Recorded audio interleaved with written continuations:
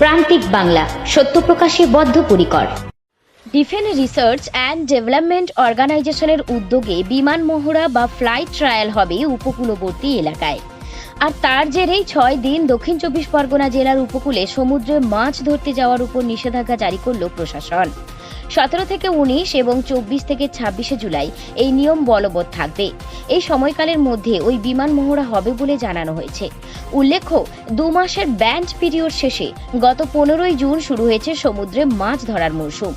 মাছ ধরতে না ধরতেই বিমান মহড়ার জন্য 2 দফায় 6 দিন সমুদ্রে মাছ ধরার উপর নিষেধাজ্ঞা জারি করেছে মৎস্য বিভাগ।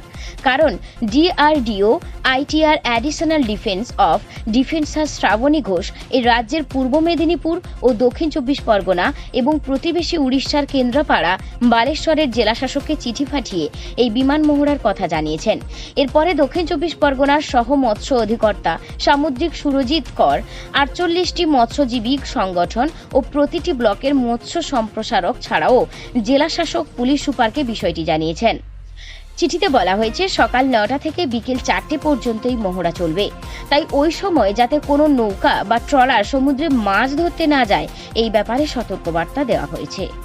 হ্যাঁ, আমাদের কাছে মৎস্য দপ্তর থেকে একটা মেসেজ পাঠিয়েছে যে ওই 17ই জুলাই থেকে 19শে জুলাই এবং 24শে জুলাই থেকে 26শে জুলাই এই 6 দিন আমাদের সমুদ্রের উপকূলের যে কাছাকাছি যে ট্রলারগুলো থাকে তাদেরকে মানে যেতে না বলেছে এই কয়েকদিন। তার কারণ হচ্ছে ওই ডিআরডিওর একটা হচ্ছে ফ্লাইট ট্রায়াল, যেটা হচ্ছে বিমান মহড়া। ওরা একটা করবে, তার জন্য ট্রলারগুলো যাতে ওই কাছাকাছি না থাকে তার জন্য হচ্ছে এই নিষেধাজ্ঞাটা। তবে এখন এটা ভরা সিজন, তারপরে আমাদের হচ্ছে 15ই জুন থেকে মাছ ধরতে সমুদ্রে নেমেছে, ভালো মাছও এখনো পর্যন্ত হয়নি। এই সবে হচ্ছে ইলিশ মাছটা দেখা দিয়েছে। তো এখন যদি আবার সেই 6 দিন ফিশিং বন্ধ থাকে তো মৎস্যজীবীদের তো অপূরণীয় ক্ষতি। তবে এগুলো হঠাৎ করে এই সিদ্ধান্তগুলো নিয়েছে, এগুলো আমাদের যদি আগে থেকে জানানো হতো তাহলে আমাদের আরো একটু সুবিধা হতো। তবে এতে ফিশারম্যানদের একটু ক্ষতি হবে। 3 দিন 6 দিন হচ্ছে ফিশিং করতে পারছে না, মাছ ধরতে পারছে না, তো ওদেরকে ঘাটে দাঁড়িয়ে থাকতে হবে।